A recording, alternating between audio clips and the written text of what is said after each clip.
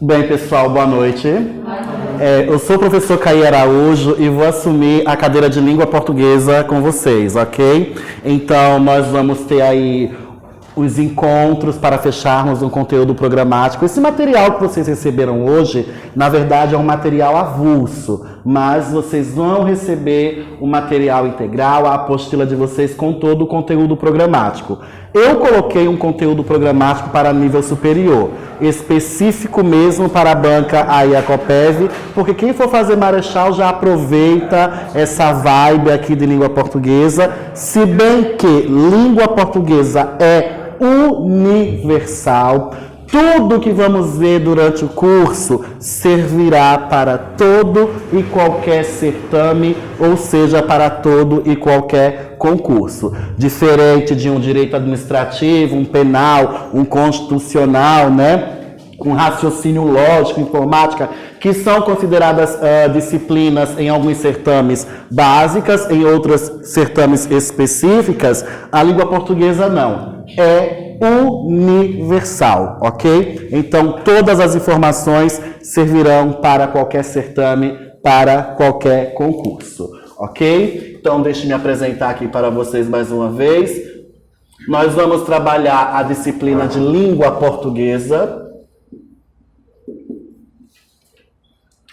voltada para a análise textual e a gramática, e eu sou Caí Araújo. Segue lá o meu arroba. E quando você estiver em casa estudando, se surgir alguma dúvida, é só falar comigo no inbox. Se eu não responder de imediato é porque estarei em alguma ocupação, estarei em aula, mas eu não deixo o aluno no vácuo, ok? Assim que puder, estarei tirando a sua dúvida, respondendo a sua pergunta. Bem, pessoal, então vamos lá. Vamos dar início, vamos engatar, vamos subir aí o primeiro degrau sobre língua portuguesa. Primeiro, três dicas muito importantes para que você se permita aprender língua portuguesa, em especial, em particular, gramática. Não podemos acreditar, confiar em tudo aquilo que encontramos no dia a dia. Essa é a primeira dica. Eu não posso confiar no que eu li ali no outdoor. Eu não posso confiar na maneira, a forma como William Bonner pronunciou ali na bancada do Jornal Nacional. Eu não posso confiar, acreditar em tudo que eu encontro no dia a dia. Segunda dica, pessoal. Entendam que não falamos e escrevemos da mesma forma. Não falamos e escrevemos da mesma forma. Até porque se escrevêssemos da mesma forma que falamos, não estudaríamos gramática. E a terceira e não menos importante é a ideia de que nós não podemos rotular. Nós temos sempre que analisar as possibilidades, principalmente quando a questão é retirada do texto. Caí, fiquei voando aí nessa ideia de não rotular. Vamos ver aqui. A gramática prescreve que a próclise, ela ocorre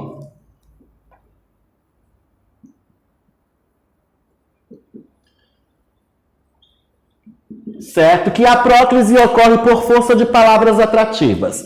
Exemplos de palavras atrativas são os pronomes. Pronome atrai pronome. Então, nós temos aqui uma próclise empregada gramaticalmente correta. Então, a questão pode sugerir que você desloque o pronome para o meio do verbo, ou seja, para que ocorra a mesóclise pelo fato de o verbo se encontrar no futuro do presente. Se você rotular, ficar limitado à regra de que não, a palavrinha eu é um pronome, então obrigatoriamente ela vai pedir a próclise, eu não posso empregar a mesóclise, aqui, neste caso, você vai errar. Por quê? Porque nós já temos uma observação.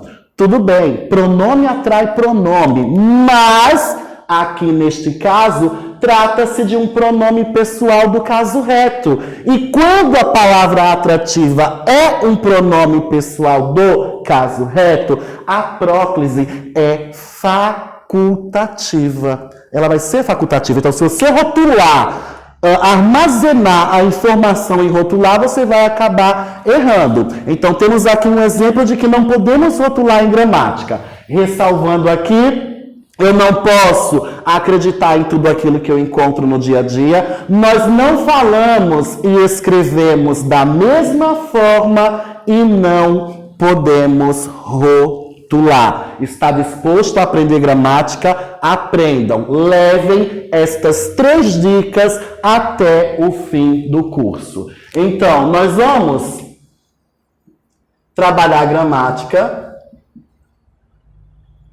Antes de iniciarmos aí o material que vocês receberam, eu vejo a importância de fazer o levantamento, de passar algumas informações para que possamos introduzir a gramática. Como, por exemplo, o aluno quando escuta a gramática, ele pensa, lá vem aquele livro chato que traz um monte de regras chatas. Não é bem assim. Certo, pessoal? A gramática que vamos trabalhar, a gramática tradicional da língua portuguesa, a gramática normativa, a gramática prescritiva, nada mais é do que uma modalidade da língua. E qual modalidade seria esta? A modalidade culta, formal ou ainda padrão. Aqui, você já pode ficar atento ao enunciado de algumas questões. O enunciado de algumas questões versa, de acordo com a norma culta, o português formal, a linguagem padrão, o português padrão. Então você vai se policiar e observar que vai ser tudo aquilo que estará prescrito por esta modalidade da língua, que é justamente a gramática. Ok? No dia a dia, me dê o lápis, por favor. No dia a dia, é tanto te amo para cá, tanto te amo para lá. Nós vamos encontrar aqui, construções gramaticalmente erradas. Agora eu pergunto a vocês, se um sujeito X exteriorizar a informação, me deu lápis, te amo, o ouvinte Y com certeza vai conseguir decodificar o conteúdo informacional. Então, isto aqui eu posso associar à oralidade. Lembre-se do que foi dito agora há pouco. Nós não falamos e escrevemos da mesma forma. Na oralidade, quando o sujeito X pronuncia me deu lápis, o receptor, o ouvinte Y, ele vai conseguir decodificar o conteúdo informacional. Linguisticamente, isto aqui é aceito, porque para a linguística, dentro do contexto linguístico, o que importa é o conteúdo informacional, é a ideia do ato comunicativo. Eu entendi perfeitamente a mensagem, me deu um lápis. Eu entendi perfeitamente a mensagem, te amo. Só que vem a norma culta formal padrão da língua que determina. Está errado. Não se inicia período com pronome oblíquo átono. Então, o correto gramaticalmente seria dê-me o lápis, por favor. O correto seria amo-te. Já está difícil dizer te amo, imagine amo-te, né, gente? Já está difícil dizer te amo, imagine amo-te. Então, aprendam também, a partir deste momento, o que você analisa dentro do campo linguístico, dentro do conteúdo informacional e o que você analisa dentro do culto formal padrão. Não falamos e escrevemos da mesma forma. Agora eu pergunto a vocês, a prova, a banca, ela quer a sua oralidade ou quer a sua escrita? que é a escrita. Até porque a prova não é uma prova oral, não é isso? É uma prova escrita. Então, a escrita está voltada para o culto formal padrão. Dentro, pessoal, desse contexto linguístico também existe a adequação da linguagem. Você pode observar que no seu ambiente de trabalho, no lugar aonde você chega com pessoas desconhecidas, por exemplo, você adequa a sua linguagem àquela situação. Você adequa a sua linguagem àquele contexto. O mesmo acontece se você for falar com uma criança de 5 anos. O seu nível de linguagem não vai ser o mesmo se você for falar com uma pessoa de 20, 25 anos. Então você adequa a linguagem àquele contexto. E qual o contexto do concurso público? É o contexto formal, é o contexto padrão. Então vamos estabelecer normas, vamos estudar regras. Agora o interessante é saber colocar essas regras em prática. O que eu acho interessante com muitos alunos é que o aluno que estuda para a carreira policial, ele decora o Código Penal, gente. Ele decora o Código Penal. Ele decora o direito constitucional. Se possível, ele decora a Constituição de cabo a rabo. O aluno que vai para a área da saúde, ele decora o SUS, gente. O aluno que vai para a área administrativa, ele mastiga o direito administrativo, certo? De um jeito que decora tudo. Agora, quando parte para a língua portuguesa, ele diz: são muitas as conjunções para decorar. É muita regrinha. Eu não consigo decorar essas regras, não. Por quê? Né? O pior decora. Né? Sabe a letra da lei. Sabe a letra da lei. Mas quando vai para a gramática, que também é norma, é prescrição, ele diz que não consegue decorar pelo menos as conjunções. Certo? Então, a dificuldade está no próprio aluno em se permitir a decorar o que deve ser para decorar. Certo? Durante o curso, se eu disser assim para você: olha, pessoal, em casa decorem isso, decorem. Decorem e saiba aplicar na escrita, ok?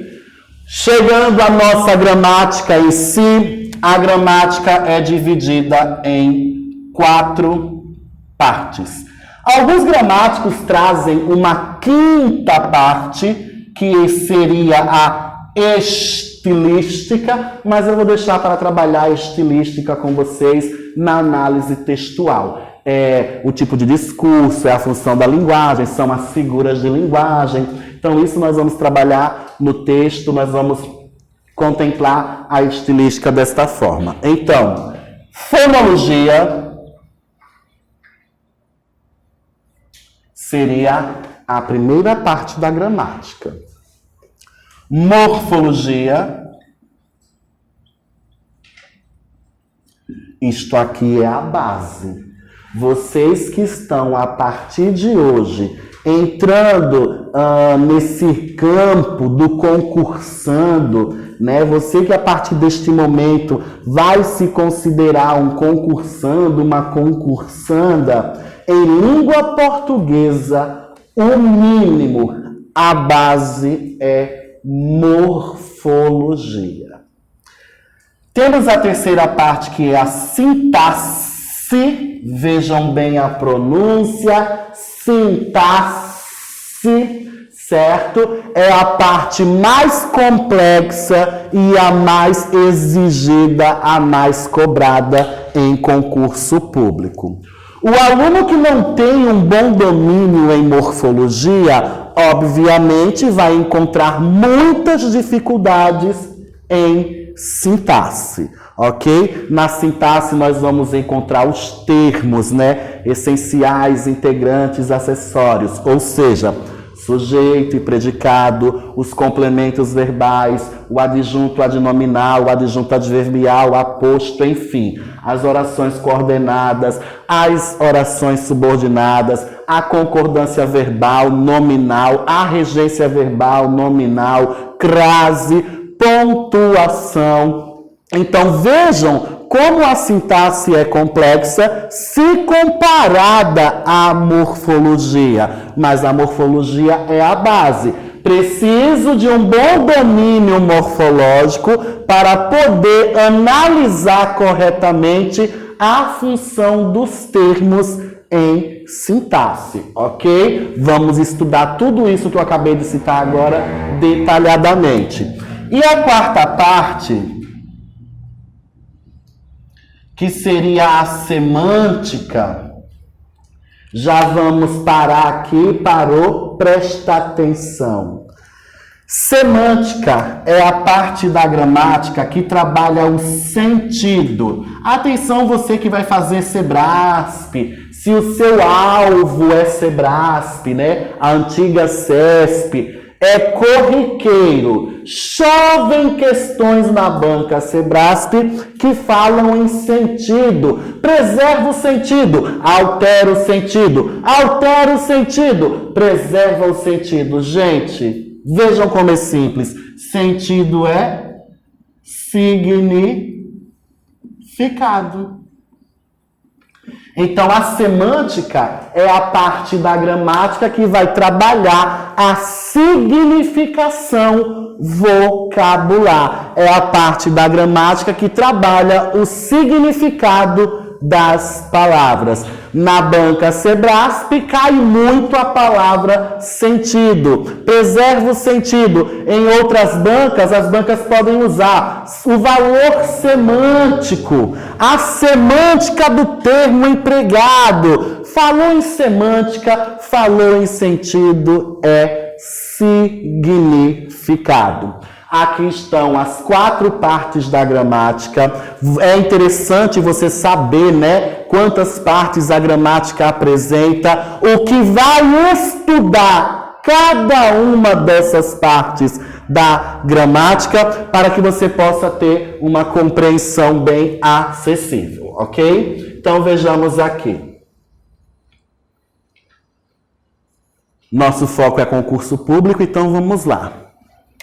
Fono, som. Logia, estudo.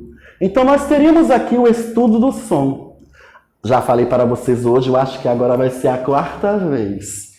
Não falamos e escrevemos da mesma forma. A banca quer o som? A banca quer o som? A banca quer a sua fala? Quer a sua oralidade? Não. A banca quer a sua escrita. É por isso que nos certames, nas bancas mais renomadas, o que nós devemos estudar em língua portuguesa para o concurso público é ortografia, considerando a acentuação gráfica.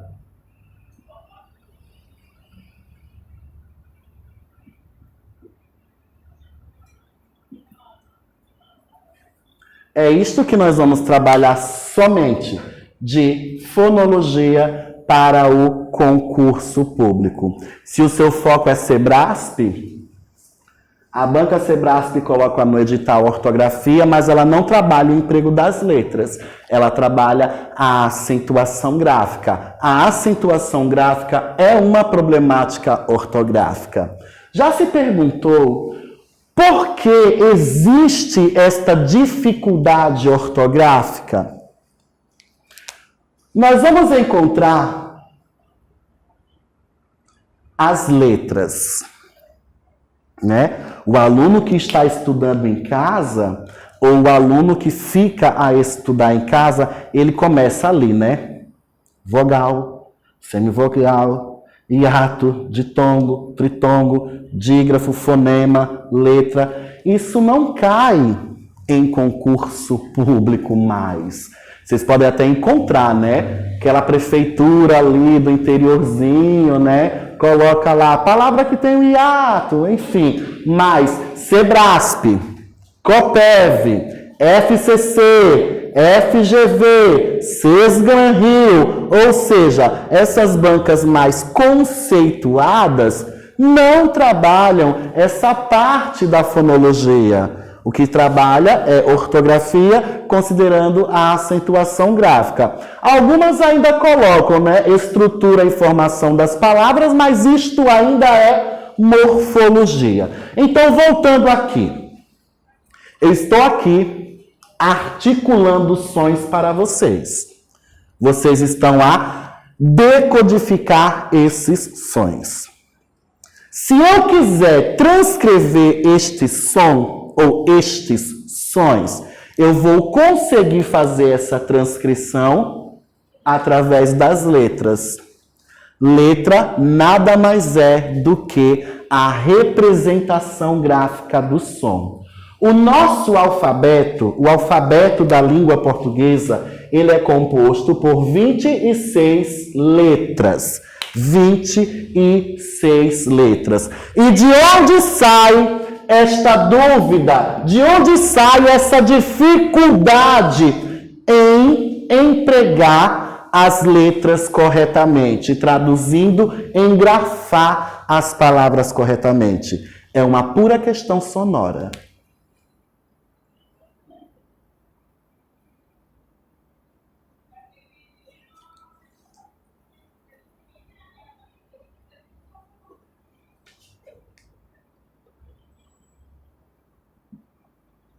Ó, letra X, letra S, letra X.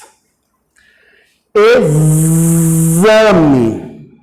Exame. Veja que eu encontro aqui o som de Z. Mas a representação do som foi dada pela letra X. Porque seria bem interessante, né? Seria bem interessante se escrevêssemos da mesma forma que falamos. Exame. Pronto. Ninguém iria cometer erro ortográfico. Aqui, ó, casa. Casa. Vejam que temos novamente o fonema Z. Só que agora este fonema Z, ele foi representado pela letra S. Muitas palavras, muitos vocábulos vão ter a grafia justificada pela etimologia, ou seja, pela própria origem da palavra. Quem fez ou faz língua inglesa aqui, quem fez ou faz inglês, pode observar que na língua inglesa, os vocábulos, em sua maioria, são formados por justaposição, enquanto na nossa língua, as palavras, em sua maioria, são formadas por derivação. Governo, governante, governável, governador, são palavras formadas através de um mesmo radical, pertencem a uma mesma família, o que chamamos de palavras cognatas. Pegando essa vibe aqui que eu falei para vocês, que não existem regras para o emprego de todas as letras na nossa língua. Soletrem, por favor, a palavra hortência. Hortência, gente, vamos lá. Já está na hora de fazer o feedback, já está na hora de vocês darem também a participação de vocês, não é isso? Porque senão isso aqui vai ficar um monólogo. Eu entendo que neste primeiro encontro, né, o aluno fica um pouquinho retraído, aí já a partir do segundo, né, ou até mesmo agora após o intervalo, o aluno já vai estar um pouquinho solto, né? Vamos interagir, gente, vamos interagir, vamos lá. Hortência, soletrem Hortência. Soletrar e dizer letrinha por letrinha, vai lá. Hortência? Vamos lá, meninos da carreira policial. O, R, T, E, N, C e A. Senão ficou hortensia, né? Gente, é o seguinte. Quem já tem experiência com concurso público sabe que uma questão faz diferença. Uma faz diferença, né? Perca um concurso por 10, mas não perca por uma, né? Isso traz um peso tão grande para o aluno, e eu espero que, se isso vier a acontecer, que não seja na disciplina de língua portuguesa. Poxa, eu perdi por uma questão. Se eu tivesse acertado aquela questão de língua portuguesa, eu espero que isso não venha a acontecer. Então, como eu havia dito a vocês, muitas palavras da língua portuguesa, elas terão a grafia justificada pela origem, ou seja, pela etimologia. Vocês lembram que eu falei para vocês no início da aula? Não podemos confiar, não podemos acreditar em tudo aquilo que encontramos no dia a dia. Então vamos lá. Hortência é com H.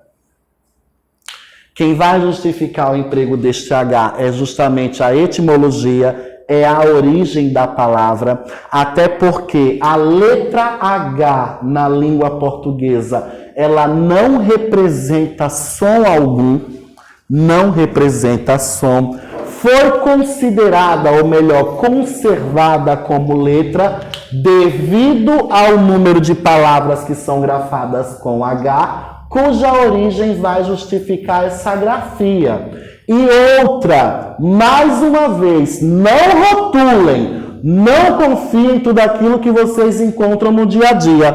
Hortência não é com C, Hortência é com S.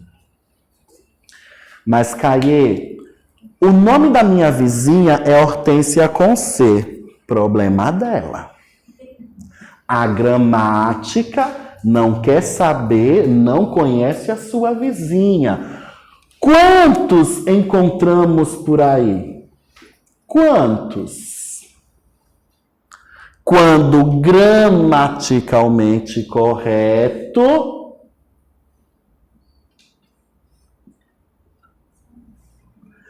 então, se você levar para a prova o que você encontra no seu dia a dia, se você rotular, você acabará errando. Certo, gente?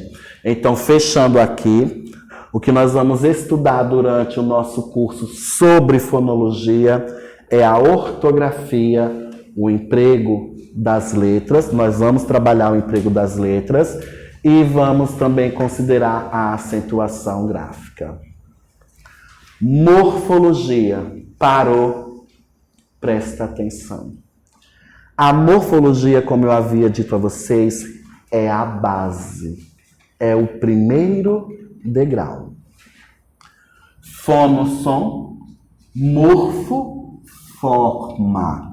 Morfo, forma. Então, nós vamos encontrar aqui o estudo da forma. Morfologia é a parte da gramática que vai trabalhar a forma ou ainda a função de uma palavra. Observando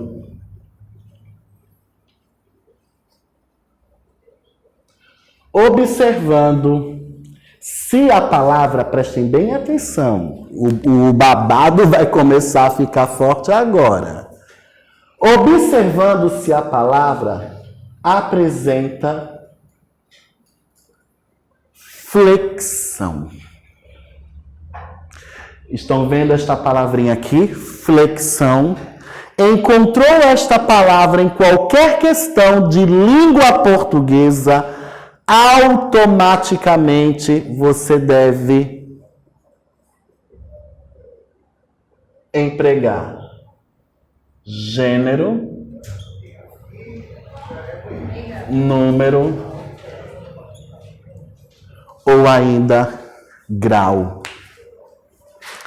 Então, só para fecharmos aqui, morfologia é a parte da gramática que trabalha a forma ou a função da palavra, observando se a palavra apresenta uma flexão. Quando falamos em flexão, automaticamente devemos pensar gênero, número, grau. Gênero é masculino ou feminino. Uma informação importante sobre o gênero. O gênero gramatical não apresenta relação alguma com sexo. Porque lá nas séries iniciais a tia fala, né? masculino é homem, feminino é mulher. Aí o aluno cresce com este rótulo de que mulher é feminino, homem é masculino. Não. O gênero gramatical não tem relação com sexo. Certo, gente? Não há relação entre gênero gramatical e sexo. Gênero na gramática, na morfologia, na flexão é masculino ou feminino. E quem vai determinar é justamente os determinantes, em particular o artigo. Número, singular ou plural, e grau, aumentativo ou diminutivo, certo? Então, através dessa ideia de flexão, foram criadas as classes gramaticais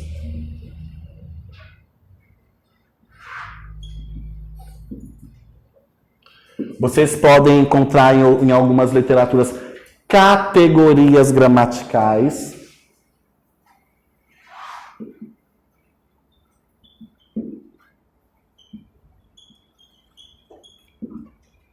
Vocês podem ainda encontrar nas literaturas classes de palavras.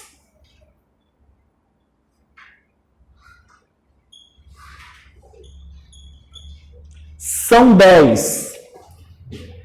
São 10 as classes gramaticais. São 10 as categorias gramaticais. São 10 as classes de palavras. Destas 10, 6 são variáveis. 4 são invariáveis.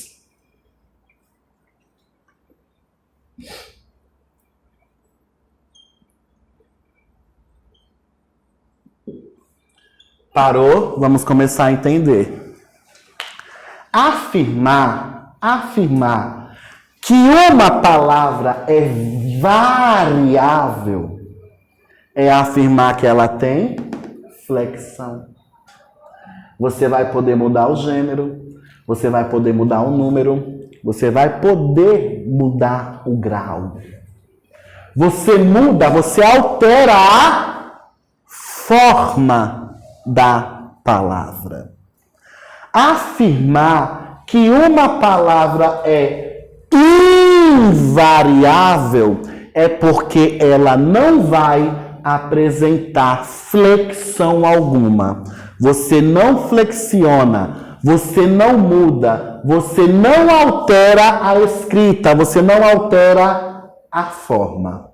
Então, a base, como eu disse a vocês que era a morfologia, o mínimo que você deve saber é reconhecer estas classes gramaticais. É reconhecer quem é variável, quem é invariável. Vamos lá. Quem me daria uma variável?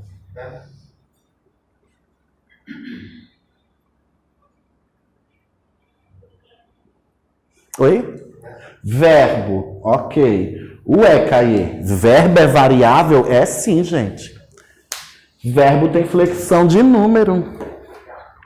Do verbo ou para o verbo, nós podemos aplicar uma flexão de número, ou seja, o singular, o plural. Não é isso? Mais uma categoria gramatical variável. Pronome, muito bem. Nossa aulinha de hoje, pronome. Mais uma. Substantivo, muito bem. Vamos dar uma paradinha aqui.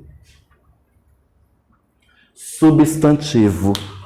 Tudo é substantivo. Tudo na sua vida é substantivo. Você é substantivo. Você come substantivo. Você bebe substantivo. Tudo é substantivo. Até pelo próprio conceito, né? Substantivo nomeia os seres, as coisas em geral. Tudo é substantivo, que também eu tenho aqui 10 classes. Retirando o substantivo, ficam 9. Eu posso transformar as 9 categorias gramaticais em substantivo. É o que nós vamos classificar como palavra substantivada. Ela não está na função, certo? A função dela, naquele caso, eu pego um verbo e transformo em substantivo. Então, a função não é verbal, e sim nominal. É a de exercer a função de um nome de um substantivo. Vamos colocar isso aqui em prática. Cantar. Vejam a palavra cantar. Vejam o vocábulo cantar. O vocábulo cantar aqui, solto, sem contexto algum, ele vai precisar de uma classe gramatical. Eu preciso pegar esta palavra e enquadrá-la, certo? Encaixá-la em uma categoria gramatical. Então eu sei que cantar seria um fato. Seria um fato. Ou seja, cantar seria um verbo. Só que eu posso transformar este verbo em substantivo. O cantar. Meu cantar. Aquele cantar. Lindo cantar. 2 cantares. Então, vejam que a palavra cantar agora, ela não está mais numa função verbal, e sim numa função substantiva. Aprendam, entendam a partir de hoje. Tudo é substantivo, tudo. Tudo é substantivo, assim como tudo é metáfora. Se não estiver na função de substantivo, você transforma em substantivo. É o que chamamos de palavra substantivada. Faltam 3. Adjetivo.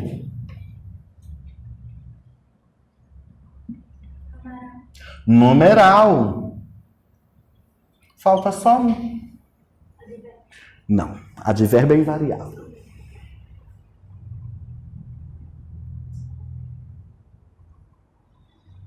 Eu falei agora há pouco, gente, Artigo.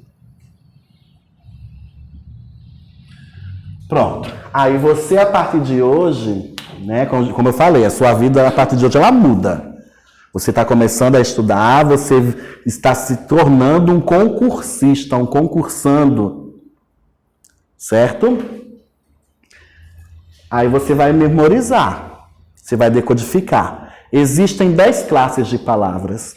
Destas 10 classes, 6 são variáveis. Por que elas são variáveis? Porque elas apresentam flexão. Eu posso mudar o gênero, posso mudar o número ou posso mudar o grau. Quais são essas classes? Aí você automaticamente tem que saber quais são as classes gramaticais variáveis. Agora nós temos 4 invariáveis. Conjunção. Decorem as conjunções. Não, sujeito é sintaxe. Oi? O advérbio agora entra, né? Faltam 2. É a marca do objeto indireto. Para ter objeto indireto ou ainda para ter complemento nominal, vou precisar dela. Prep. Preposição. E a conjunção. Opa, já está aqui a conjunção. E a interjeição.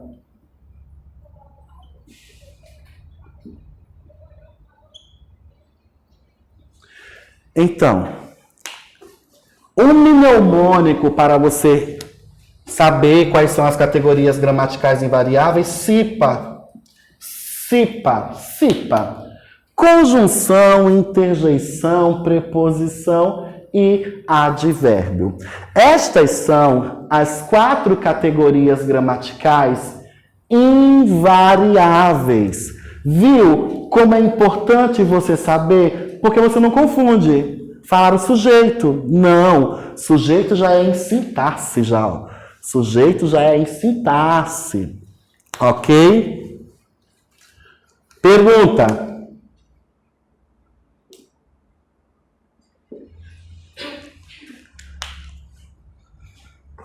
Existe menos? Existe que eu escrevi. Ah, gostei. Mas na linguagem culta, formal, padrão, não. Por quê? Menos seria a flexão de menos. Menos seria a flexão de menos. E eu sei que a palavra menos é um advérbio. Logo é o quê? Invariável. É por isso que gramaticalmente a palavra menos, ela não existe. Gramaticalmente. Certo? Porque seria a flexão de menos e a palavra menos, o vocábulo menos, é um advérbio e o advérbio é invariável. Não posso mudar a forma. Parou, presta atenção.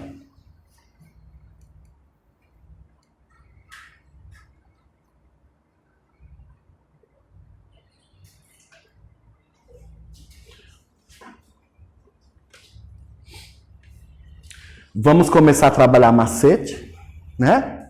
Vamos lá. Morfologia é a base e a porta para a sintaxe. Então, pega aqui o truque, vai pegando as dicas, vai pegando os macetes. Ó, tá vendo isso aqui que você chama de verbo? Ao encontrar um verbo, automaticamente você encontra uma oração. Quer encontrar uma oração? Encontre um verbo. Separe as informações. Quando você fala verbo, você está em morfologia. Pega esse nome verbo e transforma em oração. Aí você já está em sintaxe. O número de orações em um texto depende exclusivamente do número de verbos. Ou seja, do número de fatos. Se você encontrar um verbo apenas, ou uma locução verbal, que tem o valor de um verbo, se você encontrar um verbo apenas, você vai ter ali uma oração. Se você encontrar 50 verbos, saiba que ali você vai encontrar 50 orações. O número de orações equivale ao número de verbos. Ok? Caê, eu encontrei um artigo. Muito bem. Encontrou um artigo, você diz artigo na morfologia. É só trocar o nome. O artigo você vai chamar na sintaxe de adjunto adnominal.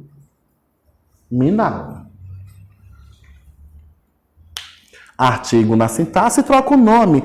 Adjunto adnominal. Encontrei um advérbio. Que bom. Caiu, eu acabei de encontrar um advérbio. Maravilha. Troque o nome. Só trocar o nome. O advérbio você vai chamar de adjunto adverbial.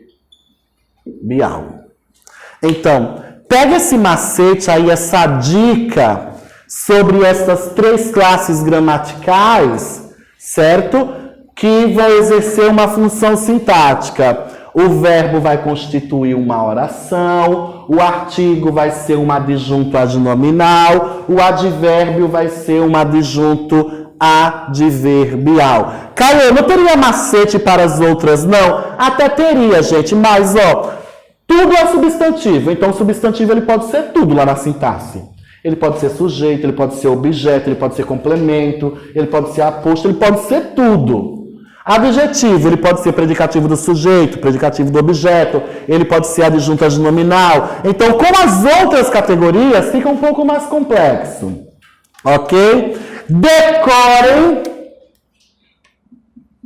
as conjunções a partir de hoje. Em casa, já vai se familiarizando, já vai tendo afinidade, certo? Com as conjunções, principalmente você que almeja aí banca Sebrasp, vai decorando as conjunções.